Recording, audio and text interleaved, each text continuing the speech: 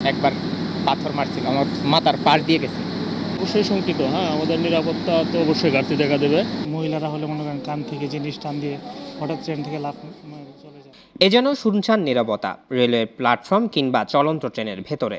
যাত্রীদের আনাগোনা থাকলেও নেই কোনো রেলওয়ে নিরাপত্তা বাহিনীর নিজস্ব পুলিশ।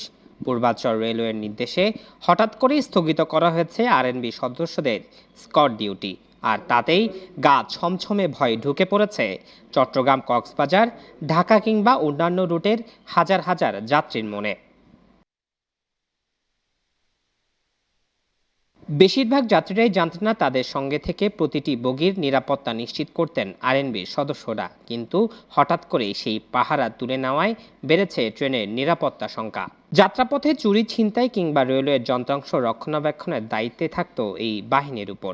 যাত্রীরা বলছে, সাধারণ মানুষের নিরাপত্তা নিশ্চিত না করেই এমন সিদ্ধান্ত কর্তৃপক্ষের হঠকারিতা। অবশ্যই শঙ্কিত। আমাদের নিরাপত্তা তো অবশ্যই ঘাটতি দেখা দেবে। আশা করি প্রশাসন বিকল্প ব্যবস্থা নিতে পারে আর কি। আগে যেরকম নিরাপত্তা ছিল সেই নিরাপত্তাটা এখন আর তেমন হচ্ছে না আর কি। যেহেতু নিরাপত্তার দায়িত্বে ছিল, এটা থাকাই তো স্বাভাবিক, সুন্দর। আমার জীবনে একটা ঘটনা ঘটছিল, একবার পাথর মারছিল, আমার মাথার পাশ দিয়ে গেছে। তো নিরাপত্তা কর্মীরা থাকাতে আমাদের গ্লাস এগুলো সব ঠিকঠাক করে দিছিল পরবর্তীতে। নিরাপত্তা বাহিনী ছিল কিন্তু সংখ্যা অনেক কম আর কি। তো আপনার এখন নিরাপত্তা না থাকাতে এখন আমরা অনেকে ইয়াতে আছি আর কি। কারণ অবশ্যই যাত্রীতে অবশ্যই দরকার আছে, নিরাপত্তার দরকার আছে। যেভাবে ট্রেন ডাকাতি হইতেছে এটা তো স্বাভাবিক। তবে পর্দার পেছনে রয়েছে রেলওয়ের অভ্যন্তরীণ দ্বন্দ্ব।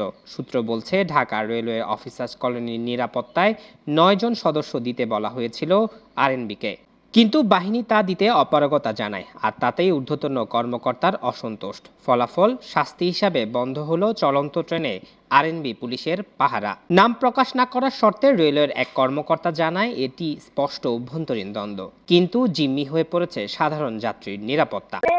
ঢাকা একটা আছে, অফিসার কলোনি আছে। তো ওখানে রিসেন্ট ৯ জন সদস্য চেয়েছিল যে ওটা পাহারা দেওয়ার জন্য।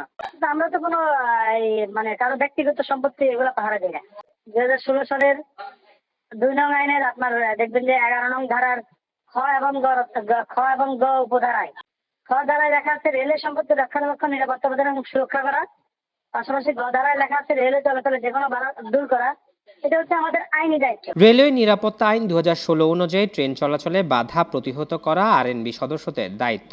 তারা ট্রেনে না থাকলে কে নেবে এর দায়িত্ব, প্রশ্ন তুলেছে রেলওয়ে সংশ্লিষ্টরা। এ নিয়ে ক্ষোভ জানিয়েছে ব্যবসায়ীরাও। পণ্যবাহী ট্রেনের মালামাল চুরির দায় নেবে কে, এমনটাই প্রশ্ন তাদের। তবে এই নিয়ে প্রশ্ন করা হলে রেলওয়ের পূর্বাঞ্চলের জিএম সুবুক্ত গিন এই বিষয়ে মন্তব্য করতে রাজি হননি। কমান্ড্যান্টকে বলুন, বলতে পারবে। এটা এই বিষয়ে আমি কোনো মন্তব্য করতে চাচ্ছি না। তবে এই নিয়ে পূর্বাঞ্চল রেলওয়ে নিরাপত্তা বিভাগের চিফ কমান্ডার মোহাম্মদ আশফাকুল ইসলাম রেলওয়ে কলোনিতে আবাসনের আরএনবির পাহারা দেওয়ার বিষয়টিকে আইনের লঙ্ঘন নয় বলে দাবি করেন, তবে রেলওয়ে নিরাপত্তা বাহিনীর অনৈতিক কর্মকাণ্ডের কারণ বলে দায়ী করেন। স্যার চিঠি দিচ্ছেন, আমরা এটা ফরওয়ার্ড করছি, একটা সার্ভে রিপোর্ট দিতে বলছি কমান্ড্যান্ট ঢাকাকে। ওই রিপোর্ট দিবে, তার বেসিসে আমরা পরবর্তী ডিসিশন নিব। আইএনবির কাজ তো যাত্রী নিরাপত্তা দেওয়া না, মূলত আইএনবির কাজ হচ্ছে রেলওয়ে সম্পত্তির নিরাপত্তা দেওয়া। হ্যাঁ, আইনে যেভাবে আছে তাতে করে যে কোনো জায়গাটাই আইএনবি ফোর্স মোতায়েন করা যায়। স্টেশনে রেলওয়ে নিরাপত্তা বাহিনী না থাকায় নিরাপত্তা ঝুঁকি বাড়ছে ট্রেন যাত্রায়। জুলকার নাইন, দৈনিক আজাদী।